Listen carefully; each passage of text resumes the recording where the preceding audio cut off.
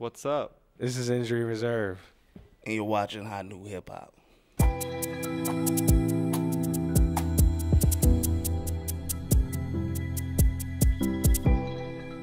Injury Reserve came into existence by me moving to Phoenix, Arizona, and Groggs was working for my mom in the store. My mom was opening all the Van stores out there, the shoe company, and he was working for my mom. And basically, like, because he's a lot older than we are, he was just, like, showing my mom, like, he was giving my mom CDs and stuff like that for me to listen to, because I didn't really have any friends or anything out there, you know what I mean? So he basically was showing me a bunch of music that I wasn't listening to, so he was kind of someone that I looked up to on a level of just like music taste, you know what I mean? But he had always been rapping back then, and I wasn't even remotely like rapping or anything like that. But you know, fast forward to like 3.5, 4 years, I started rapping like my junior, senior year in high school, and like I was camping out for some shoes with my friend. Who was like my rival. He was like from the rival basketball team, and we were camping out for some shoes, and he knew that I was rapping, and he was like, yo, my best friend Parker produces, and blah blah blah. So eventually, like, I did a mixtape, and Parker produced the whole thing, and then like we asked Groggs to be on it, and that was like the first time us three actually like worked together. And then like it kind of like we worked together on like an unserious level for like a couple of months, and the Injury Reserve was kind of like born as like a 3-person thing, and then we like released a full-length record in 2015 and stuff like that. So yeah. I'm Parker Corey. My name's Stepa J. Groggs. Yo, it's Ritchie with a T. Injury Reserve, it came from like a line that I had said in like the first song that I had ever made. We'd like to say it has some like ultra like cool like serious meaning to it, but it kind of just like sounds cool. Like, I mean, it's easy to say, like, I mean, I guess you can technically say it has something to do with, like, people that are kind of, like, on the back burner or, like, you know what I mean, on the come up, but, like, still, you know what I mean? But it's not, like, too seriously dipped into sports and, like, the bench players or we're hurt. Yeah, it's really not that deep, like, at all. Like, it really sounds cool, and it, you know, it kind of, like, represents people that are, like, on the back burner that are still, like, you know what I mean, ready to go and stuff like that, so, yeah.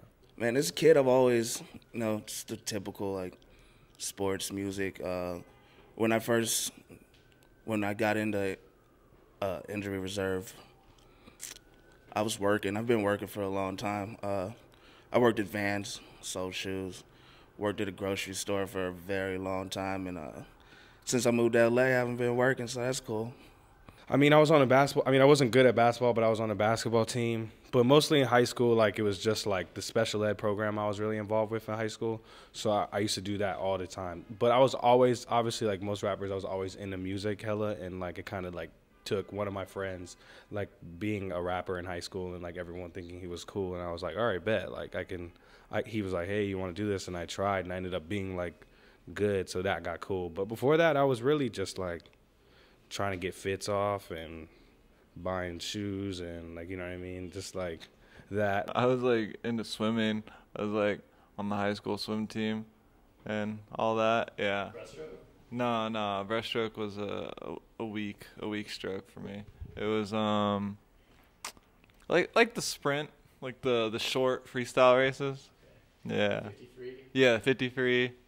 Yeah. I didn't have much stamina. I went through a lot of phases growing up. Like, I was a big phase kid. Like, one time I got really into, like, cycling. And so I had, like, a Lance Armstrong jersey.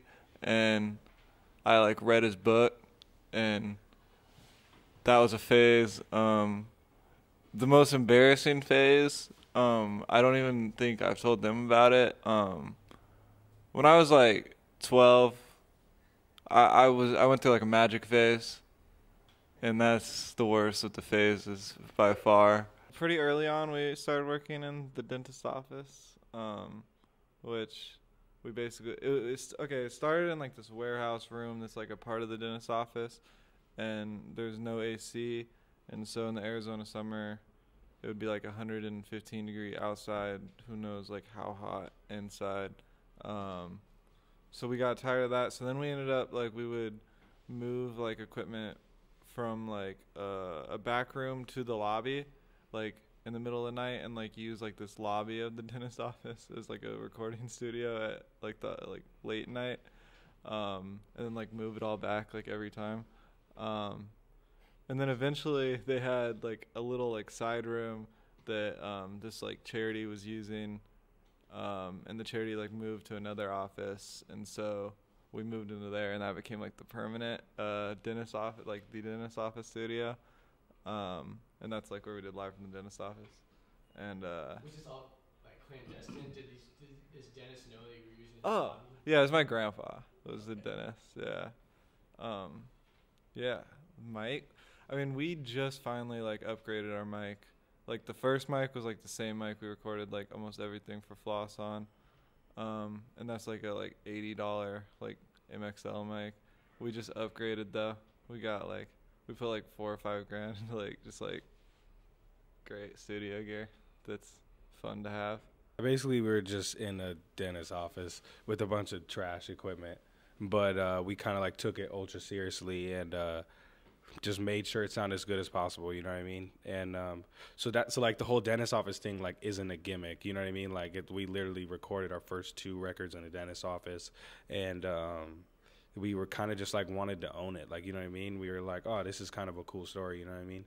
But since we moved out of there, like, and we're not making music in a dentist office anymore, like we're not doing the dental theme anymore because we feel like it's kind of like that's when it starts getting a little too corny. Because really, like, the coolest thing about it is it was so genuine. And like life in the dentist office was obviously like extremely straightforward, but floss was kind of like a double entendre of like flossing and then like actually you know what I mean? So it was like a perfect title for like a following record. And even like the way that we approached the record, you know what I mean, and how it was different in life for dentist office, and how we wanted to do like just 10, 11, 12, like straightforward, just like hitty songs, and not do anything like too conceptual, like it kind of just like a flossing album where just like, here's our like, you know what I mean? Like, here's the bangers or whatever like that, you know what I mean? So it like worked out like using like the whole double entendre of like flossing, but then also like the dentist thing. So it was kind of just like luck, but it worked out perfectly. Ideally, just trying to be like very like accessible and like digestible and still like pretty like pop, like not like trying to be too weird, but it is weird and experimental at the same time. That's why like Pharrell and Kanye are like really big influences, because they're like the kings of that. Very laid back. Yeah, laid back. I'm just chilling, man. I'm not trying to do too much. Just kind of coasting. I mean, I'm hoping somehow I hit another level of puberty right now. I think I sound really soft when I rap, at least off of Floss. Like a lot of the hooks are energetic. I think that like on Floss I have like a bunch of different deliveries, and I remember seeing someone was reviewing Kendrick's "To Pimp a Butterfly," and they were talking about how like it did so well with so minimal like rap features, because he has such a diverse range of like deliveries, and I thought that was really cool. And it wasn't something that I went into Floss going like, oh, I want to do a bunch of different stuff. It's just like having a voice like Groggs. He sounds good on everything, you know what I mean? So like he can do what he does, and he sits in a pocket on everything. He has one of those like classic rap voices. I have one of those like really annoying rap voices that are like hard to mix, or you can't put on, like you can record him on an iPhone and it sounds like sex. Like you have to have a nice mic for my voice, because I'll yell and I'm kind of like whiny, you know what I mean? So sometimes like the more confident I became as a rapper, I've been able to like sit in a pocket. We got like a house that's like probably like too nice for us, like realistically, like on okay, cut that. But yeah, we live in Pasadena, which is a cool area, and it's like really cool. It's a pretty house, and so we have like a bunch of people living in it because it's a big house. And basically now I think the most recent count, it's eight people and a dog. Yeah. So who else is there besides y'all? Just like some of our friends. Yeah, like friends, basically. Yeah, basically everyone like works with us. Yeah, our whole entire wall in between our house and the neighbors fell. It was a brick wall and it fell. And we thought that we were being bombed by Russia. Like we thought it was a wrap. We were playing 2K and it was like, and the whole house shook. And I was like, this is it. Like we're going to war right now. So and we've already had an emergency situation happen at the house. And like, so we're already kind of ready for survival mode. I think we all got that in us, especially right now. But it was so crazy. And like we went outside and So we thought like the worst was happening, but then we realized we could see it in our neighbor's backyard, and then we looked on the ground and our whole wall was just shattered on the.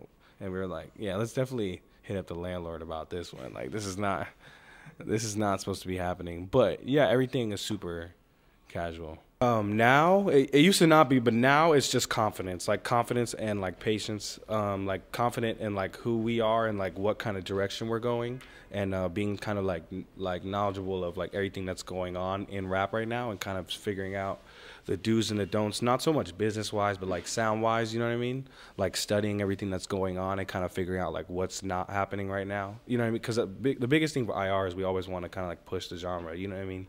But while keeping it accessible. So basically that, like I feel like my biggest thing is like confidence, and I guess like if it were to be something straightforward when it comes to like rapping, I guess it would be like hook writing is my favorite thing about myself. Like yeah, that sounds weird talking about your favorite thing about yourself or your biggest strength, but probably like hooks off rip. Yeah. Sometimes it seems like maybe we're a little more experimental than I realize, because I hear it and I'm like, oh, this is like pretty, like, oh shit's pretty like straightforward rap song, and it definitely gets the love from like the people that like the experimental stuff, and like gets put in there. So obviously we're succeeding at that, which is cool. I guess my voice. Like I really like my voice, and I hope everybody else does too. We announced that it was like an EP coming sometime this year, so that's what's currently known. Basically we know as much as that as well. Yeah. That's as much as we know. Yeah, really, like we just started working on it, and we're big on like reinvention and innovation. So, and that's not like overnight, you know what I mean? So when you just start working on a record, like it takes a while to like figure out the direction it's going. This is the first time I think that, well, no, Life in the Dentist Office was an evolution, but like Floss, we were able to look back at Life in the Dentist Office and be like, okay, bet, like, you know what I mean? And like be like, this is what we want to do. Right now we're still like figuring that out, which is really cool, because like we're big on not just like releasing the same shit every single time, and we're lucky because we have fans that are like willing to hear some new shit every time. So that's really cool. So basically, like he was saying, like we know just as much as they do. Like we started working on the record is starting, like we've been working on it, but with the way the injury reserve works, like there'll be people that were in a session that we worked on when we started the record, and they hear the album and they're like, this is way different than I thought it was going to be. You know what I mean? So, but they always, even if they said back then they didn't like it, it's like, oh, you fix all the things I didn't like, or oh, you did something I didn't even think this would do. So that's like basically like what we have now is like probably like it's probably going to be a lot different, or maybe it's not, but like we don't know like the general direction of it. I mean, it'll be good, like, cause it'll be great, like, you know what I mean? Because that's what we do, but. Yeah, it's exciting. So that, and then we're about to tour, so, and no one knows that.